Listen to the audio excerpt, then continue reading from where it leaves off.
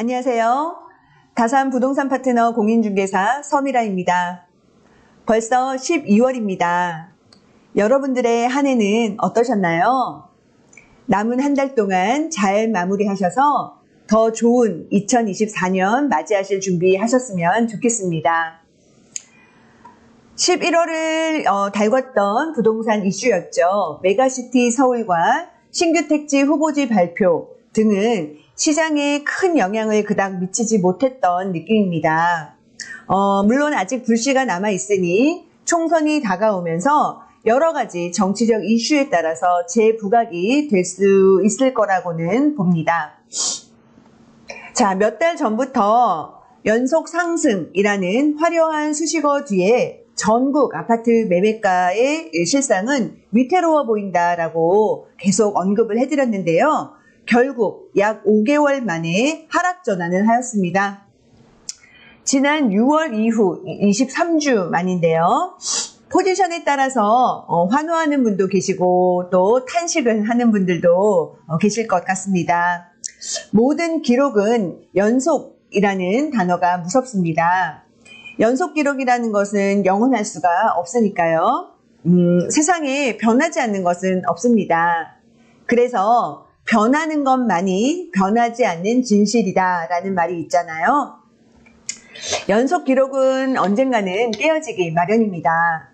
어쨌든 올 초부터 시작된 아파트 매매가의 상승장은 이렇게 막을 내렸습니다. 반등의 선봉장 역할을 했었던 서울 아파트도 마찬가지입니다. 강남구에 이어 서초구, 동작구, 마포구 등 상위권 지역들도 하락 전환을 했고요. 또 외곽 쪽에서의 하락폭도 커지고 있습니다. 고금리와 또 경기 침체 등 매수 심리가 크게 저하된 것이 주요 원인이고, 또한 특례 보금자리론이 축소된 것 또한 영향이 있었습니다. 12월과 1월은 워낙에 전통적인 부동산 비수기인데요. 원래 매매 거래량이 급감하는 시기이니 또 당분간 이런 기조는 유지가 될 것으로 보입니다. 자, 그렇다면 이대로 하락세로 접어드는 것일까요? 아쉽게도 이 정답을 아는 사람은 거의 없다고 봅니다. 다만 우리가 여러 가지의 경험치와 이때까지의 데이터를 가지고 가능성이 높은 쪽으로 유추를 할 수 있을 뿐이겠죠. 자, KB부동산 매매가격 전망지수는 전월 대비 11포인트 하락을 하면서 추세가 완전히 꺾인 모습을 보여주고 있습니다. 기준금리는 동결이 되고 이창용 한국은행 총재는 이 긴축 기조가 반년 넘게 이어질 수도 있다며 섣부른 금리 인하 기대감을 견제하는 발언을 했죠. 한마디로 이곳저곳에서 부동산 하락 전망을 내놓는 징후들이 포착이 되고 있는 것입니다. 다산 신도시 역시 매매가의 호가가 크게 변화가 되고 있진 않지만 거래량이 많이 줄어든 모습을 보이고 있습니다. 서울 핵심지로부터 매수 심리가 사그러들다 보니까 다산 신도시도 영향을 받는 모습입니다. 내년에 지하철 개통 이슈를 앞둔 진건지구나 또는 지금지구에 걸쳐서 매물이 적체되고 있는 현상을 보여주고 있습니다. 다산 신도시 아파트의 이제 KB 시세를 보게 되더라도 변화가 거의 없죠. 한강 반도 유보라, 지금지구에 있는 반도 유보라 단지에서만 조금 상승이 되는 KB 시세가 보여집니다. 자, 그럼 KB 시세를 포함해서 다산 신도시의 전 단지의 매매, 전세, 월세가 정리가 되어 있는 실거래가 표를 함께 보시겠습니다. 네, 먼저 다산 이편한 세상 자이입니다. 전용 24평의 5구 타입에서 7억 1천 거래가 올라왔습니다. 21층이네요.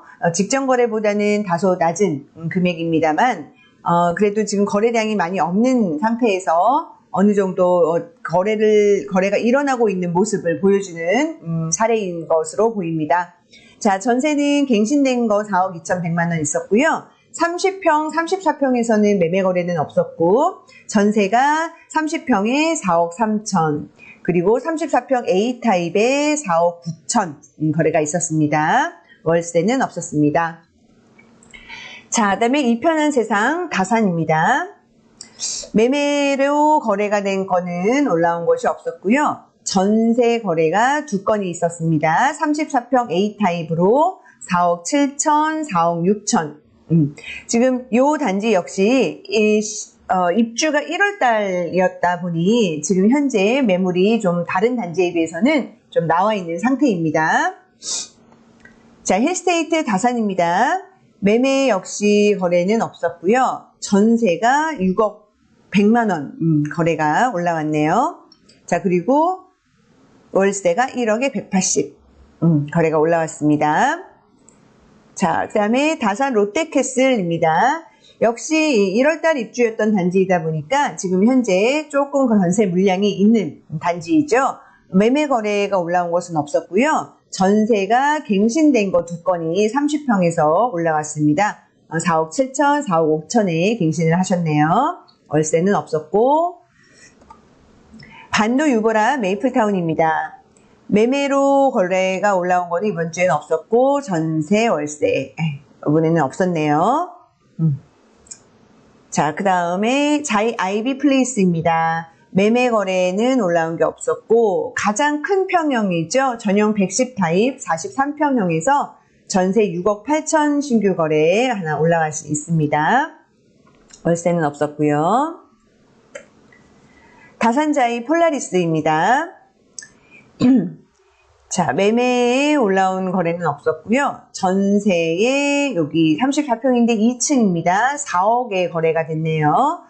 기존 거래에 비해서 조금 낮은 금액으로 보이는데 날짜라든지 융자 조건에 따라서 금액은 정해지니 참고하시면 되겠습니다. 월세는 없었고요. 유승한내들 센트럴입니다. 매매가 된 거래는 없었고 전세에서 34평이 4억 8천 거래가 있었고요. 네, 그다음에 월세는 올라온 게 없습니다. 지금 실거래가는 계약을 하고 나서 임대차 신고를 하거나 확정일자를 받거나 했을 때 기록이 반영이 되다 보니까 조금 그런 것들이 늦어지면은 이렇게 좀 늦게 올라오는 경우도 있어서 아직 좀 올라오지 않은 것들이 있는 걸로 보입니다. 한양 수자인 리버팰리스 매매 전세 월세 새로 올라온 거는 없습니다. 다산 이편한 세상 더 퍼스트입니다. 매매는 없었고 전세에서 34평이 4억 4천 신규 거래 올라왔고 월세는 3억에 60만 원 올라왔습니다.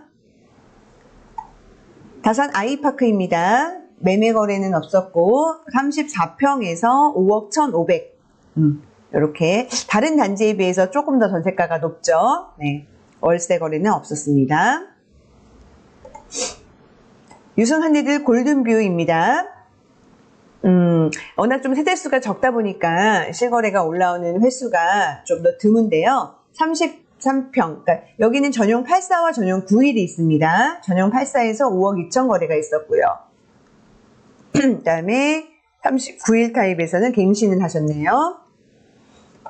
한양수자의 리버파크입니다. 매매는 없었고 전세가 5억 9천에 2층이 거래가 됐고 2억에 190. 자, 한양수자의 리버파크는 11세대에만 테라스 세대가 있습니다. 1층하고 2층에 걸쳐서 여기는 테라스 세대가 42평으로 표기가 됩니다. 자, 지금 지구입니다. 다산 한강 반도 유보라입니다. 매매랑 전세 거래는 없었고 월세가 3건이 올라왔네요. 다양합니다. 보증금이 5천에 200, 2억 5천에 90, 4억에 10 이렇게 월세가 올라왔고요. 펜트리움 리버테라스 2차입니다. 매매는 없었고 전세에 갱신된 거 2건, 신규 계약 1건 이렇게 올라왔는데요. 네, 한강 초등학교를 품고 있는 초품화죠. 월세도 갱신을 1건 올라왔습니다. 펜트리움 리버테라스 1차입니다. 전세 계약 2건 올라왔네요. 4억 5천, 4억 4천. 월세는 없었고요. 신한 인스빌 퍼스트 포레입니다. 매매는 없었고 전세 계약 3건이 올라왔습니다. 3억 8천, 4억 5천, 4억 7천. 월세는 2건. 2억에 100, 4억에 25 올라왔네요. 자, 신한인수비 퍼스트 리버입니다. 매매는 없었고 전세가 4억 4천에 갱신을 한 건이 있었고요. 그리고 월세는 없었고, 지금 센트럴 에일리 넷들입니다. 매매 거래는 없었고요. 전세가 이렇게 3억 9천 신규가 있었고 갱신된 거 있었고, 그 다음에 월세 거래가 5천에 180 있었습니다. 자, 다산 푸르지오입니다. 예, 역시 24평입니다. 매매 거래가 2건이 올라왔는데요. 하나는 6억 500, 직전 거래가보다는 살짝 낮은 9층의 거래가인데 3억 5천 매매가가 좀 눈에 띕니다. 어떤 스토리가 있는지는 저도 잘은 알 수는 없으나 특수 거래가 아닐까라고 하는 이제 짐작을 해봅니다. 자, 그리고 전세도 4건이 올라왔습니다. 4억 2개, 4억 2천, 4억 4천. 신규 단지이니만큼 굉장히 평면이 좋고, 그리고 자차를 이용하시는 분들, 또 신혼부부들한테 인기가 많은 단지다 보니까 제법 높은 전세가를 보여주고 있는 것을 볼 수가 있습니다. 자, 그리고 21평형에서도 월세 거래가 하나 올라왔네요. 네, 다산 신도시 전 단지의 매매 전월세 실거래가표를 보셨습니다. 반등세가 꺾이고 매매 거래량이 부쩍 줄어든 관망세의 모습이 아주 짙은데요. 잘 짚어보게 되면 작년에 아주 지속했던 하락장과는 조금은 결이 다른 모습을 보이고 있다고도 보입니다. 우선은 전세가가 받쳐주면서 실거래가가 생각보다는 아직은 견고하다라고 보여집니다. 물론 단지마다 상황이 급한 급매들이 좀 더 호가를 내려서 거래를 하고자 하는 물건들은 있습니다. 그래서 이 물건들은 시간이 지나면 결국은 소화가 될 거고, 그 후에 움직임이 어떻게 나타날지가 중요한데요. 작년만큼 그 숫자가 그렇게 많다라고 보기는 좀 힘들고, 또 여러 가지 상황이 좀 다른 점들이 보이는 거죠. 매수세가 받쳐주지 못하는 것일 뿐 전형적인 정중동으로 숨고르기 정세입니다. 앞서서 변하는 것만이 변하지 않는 진실이다 라고 말씀을 드렸는데요. 또 변화는 찾아올 것입니다. 부동산 시장이 맥을 못 추게 되면 항상 정부는 여러 가지의 입장을 내놓죠. 총선을 앞두고 있다 보니까 대형 공약들이 언제 나와도 이상하지 않을 뿐더러 지지부진했던 부동산 규제 완화 방안을 좀 더 빠르게 처리를 할 것으로도 보이고 있습니다. 자, 이제 내년을 바라봐야 하는 타이밍입니다. 2021년도 모두가 더 오를 거다라고 했었을 때 꼭지를 찍었던 시장이니만큼 기막힌 반전을 또 준비하고 있을지 모를 일입니다. 지금 모두가 더 내려간다고 하는데요. 과연 더 그럴까요? 의심의 눈초리를 거두면 안 되는 이유입니다. 내릴 이유가 한가득이듯이 오를 이유도 한가득이라고 보여집니다. 전세가 상승에 숨겨진 의미를 반드시 생각을 해봐야 된다라고 생각합니다. 자, 그래서 오늘 준비한 소식은 여기까지고요. 함께 해주셔서 감사하고 또 다음 시간에 건강하게 뵀으면 좋겠습니다. 감사합니다.